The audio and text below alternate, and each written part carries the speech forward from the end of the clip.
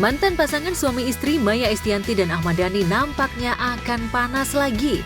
Hal ini bermula dari viralnya pernyataan Maya yang mengaku pernah dibantu oleh almarhumah Emilia Contessa untuk membayar uang kontrakan rumah di Pondok Indah.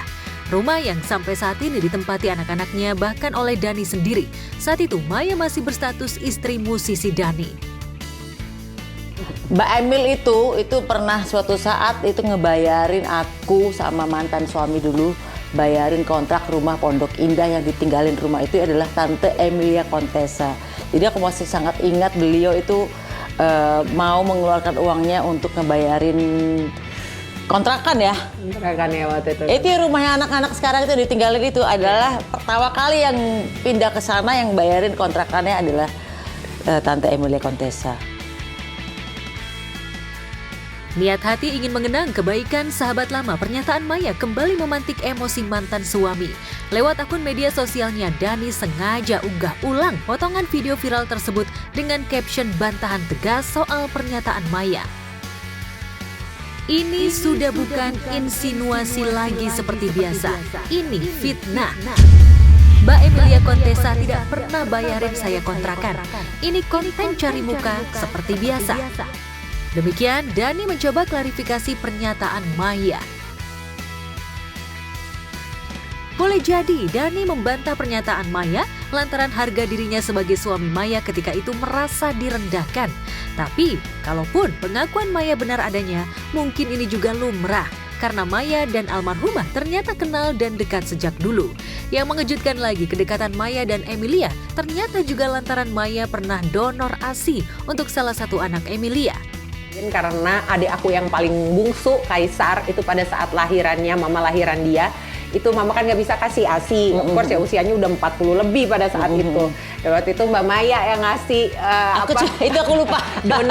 donasi ASI perahnya untuk adik aku yang bungsu, Kaisar. Kita tetanggaan soalnya guys, rumahnya dekat, jalan kaki. Dan yang paling inget ya itu rumah Pondok Indah itu yang bayarin pertama kali kita pindah dari Bintaro ke Pondok Indah. Yang ngontrakin adalah Tante Emilia Contessa. Itu yang adalah kebaikan beliau yang aku inget ya. Nama besar Emilia Contessa tak hanya karena ia dikenal sebagai penyanyi profesional semasa hidupnya. Ibu dari artis cantik Denada ini juga dikenal sebagai pribadi yang baik, penyayang, dan sangat peduli sesama. Bukan tidak mungkin juga kalau Emilia memang mengeluarkan sejumlah uang demi bantu kontrakan Maya. Emilia juga jadi sosok paling depan untuk anak-anaknya. Siapa tak kenal Denada yang mendapat dukungan luar biasa untuk meniti karirnya. Tak heran kalau Denada merasa separuh hidupnya hilang sejak Emilia menghembuskan nafas terakhir pada Januari 2025 lalu. Belakangan Denada yang tengah dihadapkan dengan dugaan penelantaran anak seolah mengingatkan kembali sosok Emilia Contessa. Bagaimana tidak, jika benar Reza adalah anak dari Denada, itu artinya Emilia lagi-lagi jadi garda depan saat melindungi Denada demi mempertahankan karir anaknya. Kemarin Emilia berhasil tutupi status Reza dan menyebutnya sebagai adik Denada. Tapi setahun pasca kepergiannya, Reza akhirnya buka suara. Kemunculan Reza dan menuntut pengakuan Denada sebagai ibunya membuat publik kembali ramai-ramai melihat momen pemakaman Emilia di mana Denada dan Reza pun hadir. Reza bahkan terjun langsung ke liang lahat untuk Emilia Contessa. Siapa yang tahu kalau ketika itu Reza sejatinya sudah menyadari kejanggalan sosok Emilia bukan sebagai ibu melainkan sebagai neneknya. Dari awal kelihatan banget sudah memang struktur untuk dibuang. Ya, nih satu, mama kandung dipanggil kakak, oke? Nenek kandung dipanggil ibu, buyut kandung dipanggil nenek. Jadi kan memang udah mau dihilangkan strukturnya asal usulnya.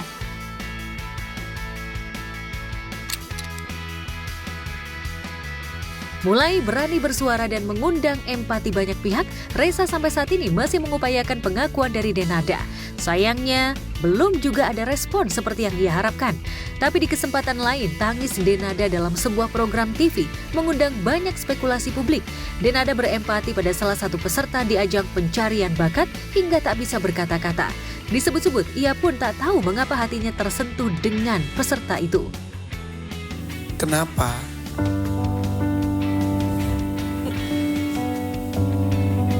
Gak apa-apa. Apa yang membuat tidak menekan buzzer?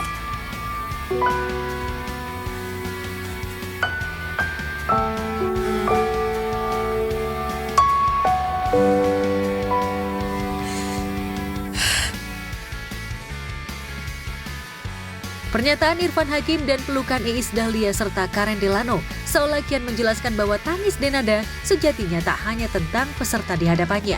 Benarkah ini tangis untuk Resa, anak yang diabaikan hingga 20 tahun lebih? Benarkah tangis Resa yang memohon pengakuan dari Denada sendiri telah menyentuh hati Denada?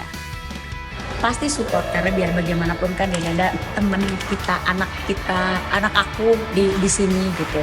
Yang tahu ceritanya seperti apa kan Denada, ya kan. Kita cuman hanya lihat di media yang seliweran, media sosial, dan itu nggak tahu juga kebenarannya seperti apa. Jadi ya udah, kita support aja, kita mendoakan.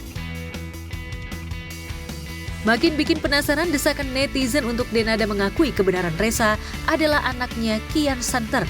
Terlebih Resa dalam pengakuannya hanya ingin mendapatkan kejelasan status demi ketenangan hatinya. Ia tak menuntut lebih jika benar dirinya adalah darah daging dari Denada. Resa bisa cari uang sendiri.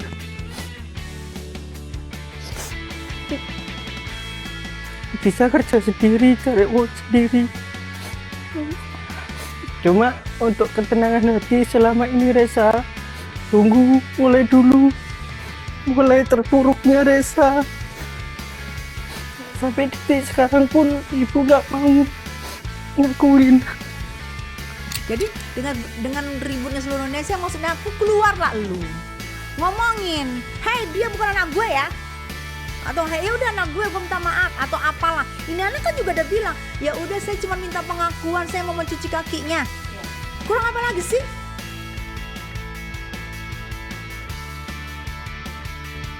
Air mata Resa yang menuntut untuk diakui bikin banyak hati makin tersentuh.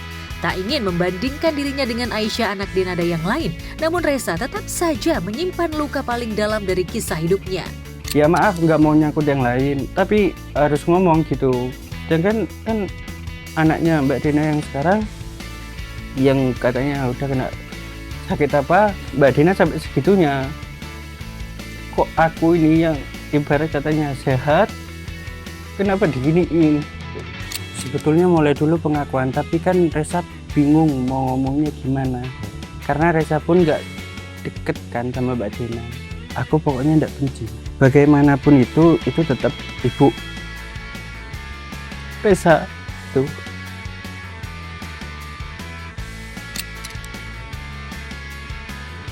Lantas apa kata pakar mikroekspresi Kirti Putra dengan pengakuan Resa yang mengundang banyak empati? Benarkah tangis Resa murni dari luka Resa? Ataukah ada motif lain di balik tangisnya? Itu sebagai salah satu bentuk cara untuk bisa menyampaikan apa yang dia rasakan, apa yang dia pikirkan. Pada siapa Denada, karena channel komunikasi biasa nggak bisa. Kita bisa melihat bahwa ekspresi sedihnya itu beneran, bukan ekspresi yang sedih dibuat-buat. Ada loh sedih dibuat-buat. Dalam gugatan itu dimintakan beberapa kan, pengakuan, masalah 7M ini ya. Di resume mediasinya itu penggugat tetap minta 7M. Jadi tidak ngomong di podcast kan ngomong hanya minta pengakuan saja sebagai anak. Tidak semua itu. Di tengah Resa dan publik menunggu jawaban Denada, pengacara kondang Hotman Paris ikut bersuara. Benarkah Denada berpotensi dipidana jika tak juga mengakui Resa adalah anaknya? Potensikah Denada kena pasal dengan dugaan penelantaran anak? Benarkah Resa pun bisa ajukan gugatan untuk pengakuan tersebut? Kalau di luar nikah kan tetap ada hubungan hukum sama ibunya. Nggak perlu kalau selama ibunya mengakui anak ya udah. Nggak perlu tes DNA, kan ibunya yang dituntut kan, bukan bapaknya. Jadi nggak perlu tes DNA. Iya, karena anak di luar nikah itu adalah anak ibunya.